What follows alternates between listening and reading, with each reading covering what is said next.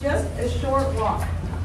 Many of you know Patty Porter as the conflict management expert. Today, we'll take a glimpse on the personal side. Patty loves to travel and experience new and different cultures and interact with people she encounters. At least one lesson is learned in each of these new cultural experiences.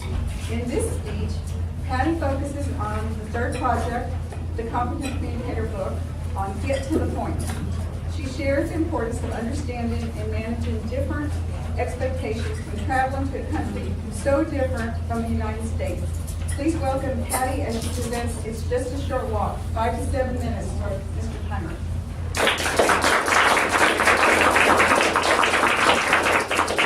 Good afternoon, everyone. I am so honored and grateful to be with you Toastmasters and guests today. So how many of you have been fortunate enough to visit another country? Just raise your hand. Oh, quite a few of you. Oh, yes. Okay, now as your trip approached, what do you recall experiencing in your feelings? So as the trip was approaching, what were you feeling as you were getting ready for it? Just throw out some words. Anticipation. Excited. What Have else? everything together. Putting everything together. You're worried that I forget something. Worried. Okay, anything else? Panic. Oh, panic, right? Yeah, I bet everyone forgets something. Yes, thank you. Yeah, so we all experience these different feelings depending whether it's our first trip or, our 20th trip. My husband, Robert, and I have been very fortunate to visit a number of countries over the years, but in our earliest experiences, we had very similar feelings as you, excited, anxious, this is a journey, an adventure. And yet, those experiences were also some of the most vulnerable times that I experienced, especially when we were going to engage very closely with the people in those cities we were going to visit. My husband and I would research the culture, we would prepare, we would talk to the people that we were going to go visit to see, what are the cultural norms. We don't want to make faux pas and be this American that's too loud and, boisterous and things of that nature. So we did a lot of preparation work.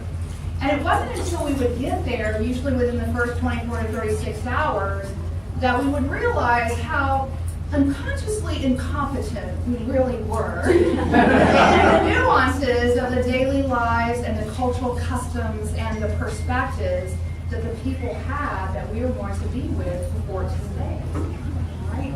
And so let me talk a little bit then about the challenge then for us was really understanding and managing our own expectations, especially in those early trips. So one of our earliest trips abroad was to the Golden Ring of Russia. Now the Golden Ring of Russia literally is a ring of 8 cities. That's northeast of Moscow. It's about a 2-hour train ride to this location. And the Golden Ring is very, very ancient. These cities were very instrumental in the Russians' history and also in the formation of the Russian Orthodox churches. So this Golden Ring area is also known for their very beautiful, colorful Kremlins and also those onion-shaped, golden onion-shaped churches, very, very colorful. So they're scattered all throughout this region. Our friends, Tatiana and Marina Semyonova, were Russians who taught English to their Russian students. And we had met them a couple of years before in the U.S., and that's how we knew them. And they also invited another Russian teacher that we knew from Siberia. So we were all together for this 2-week period. And within the first 36 hours, 2 things happened. Let me tell you about the first event. So our friends, Tanya and Marina, they said, we're going to go to the grocery store so we can get supplies and water and canned goods. We hop on a tram and we take what felt like a 2-mile trip to the local warehouse. We get off the tram, we walk a 1/4 mile to the warehouse. She says, we will stay out here and wait for you, take your time. And we proceeded to buy water, jugs of water, sodas, canned goods, and supplies that we needed in our flat. And we come up and we're really bogged down with these heavy bags, right? And she says, are you ready? And we're saying, yes, we're ready. And she says, okay, let's proceed this way. And I looked at my husband and I said, well, what about the tram that's this way? And she says, oh no, we don't get back on the tram. It is just a short walk back to the flat. Now, I look at my husband and I'm like, short walk, that was a long tram ride.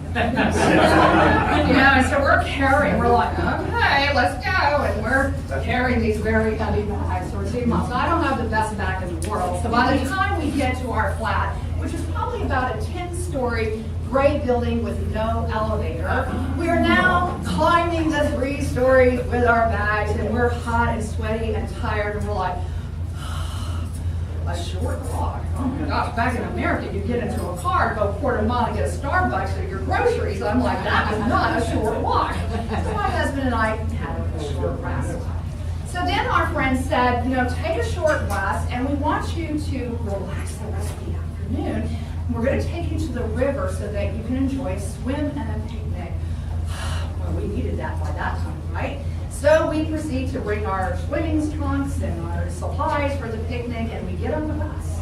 And the bus takes us 5 miles to a little small settlement called Boголюбово.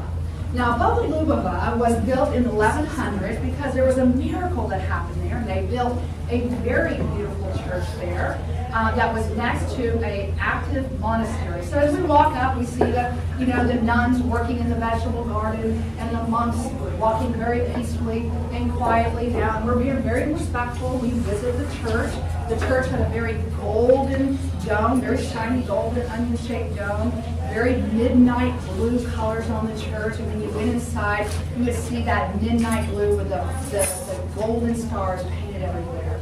We proceeded to walk a quarter mile to the river, and she says, of course, you can change behind that birch tree over there. And we're like, okay. So we changed in front of the birch tree and went on. So after we enjoyed our afternoon swim and our picnic, we dressed behind the birch tree again, and we carry our wet clothes in a plastic bag, dripping, and our shoes are wet, sloshing around. We walk back to the bus stop, and I said, she says, oh, no. We're going to walk to our friends for a nice dinner so that we can try the Russian food. And I said, well, what about the bus? And she says, oh, no, the bus stopped working. It is just a short walk to our friend's house. And I'm like, back to Robert. Okay, well, we know that a short walk means something different. And so we're sloshing again with our bags dripping. Our shoes are very, very wet. And so we're doing that, and 2 hours later, we arrive at our friend's home. And we look at the building again. This one's 13 stories long, and they're notorious for no elevators. And she says, oh, it's only a short climb to the 3rd story. So essentially, what we learned is that, from our revelations and lessons, is that we need to define our words and phrases. We need to be able to clearly communicate, and we had to watch our emotional expressions. So today, when we hear it's just a short walk, my husband and I, we just laugh it off, and we immediately learn our lessons as we prepare for our next country's visit.